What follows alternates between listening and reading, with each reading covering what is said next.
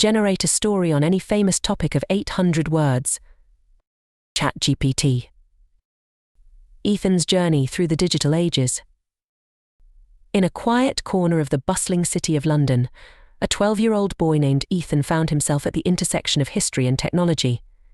His home was filled with the hum of modern gadgets, but his heart was captivated by tales from the past. Ethan had always been fascinated by how humanity evolved over the ages, especially through the lens of technology.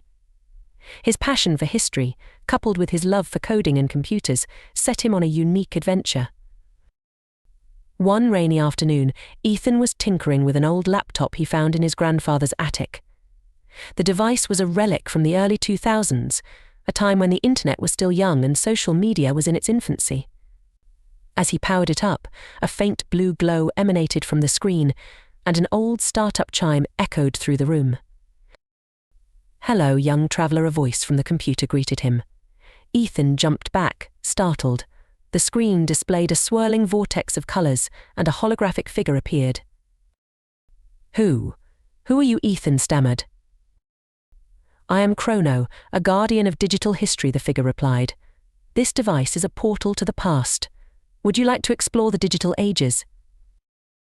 Ethan's eyes sparkled with excitement. "Yes, absolutely."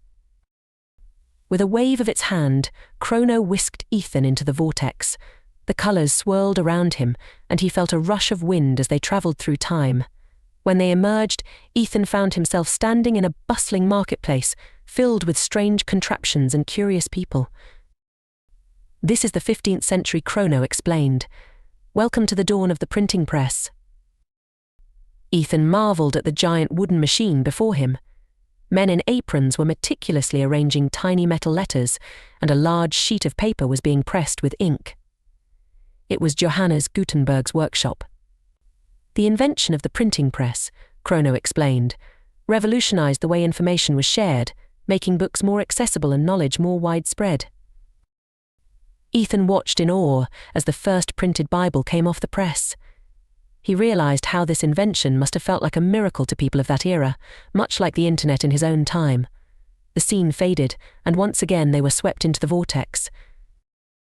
Their next stop was a dimly lit room filled with mechanical parts and a man hunched over a desk. "This is Charles Babbage's workshop in the 19th century," said Chrono. "He is working on the analytical engine, the world's first concept of a computer." Ethan observed as Babbage meticulously adjusted the intricate gears and levers. Despite the primitive appearance, Babbage's machine was a marvel of ingenuity, capable of performing complex calculations. Chrono explained that while Babbage's machine was never completed in his lifetime, it laid the groundwork for the digital revolution to come.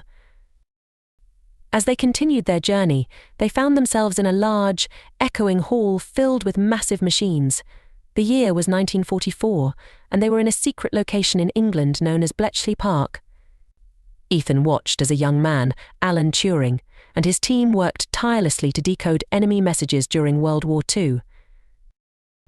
"This is the birthplace of modern computing," Chrono said.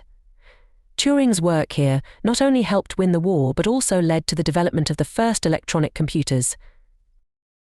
Ethan was mesmerized by the whirring and clicking of the Enigma machine and the immense dedication of Turing and his colleagues. The complexity of their work was mind-boggling, yet it was the foundation upon which all modern computers were built. Their final stop was much closer to Ethan's own time. They arrived in the early 1980s in a modest garage in California. A young man with a distinctive flair for design and innovation was assembling what looked like a strange combination of television and typewriter. "This is Steve Jobs," said Chrono.